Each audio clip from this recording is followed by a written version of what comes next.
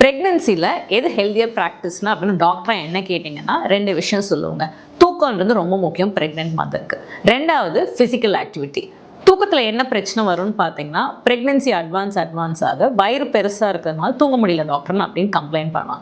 யூஸ்வலாக ஃபஸ்ட்டு 3 மந்த்ஸில் ஃப்ளாட்டாக படுக்கலாம், சைட்வேஸில் படுக்கலாம். ஒரு 4th மந்த்தில் தான் குழந்தை வந்து பெல்விஸ்லேருந்து அப்டமினலாக வளர ஆரம்பிப்பாங்க. அப்போ தான் அந்த ப்ரெஷர் சிம்டம்ஸ் ஃபீல் பண்ணுவாங்க.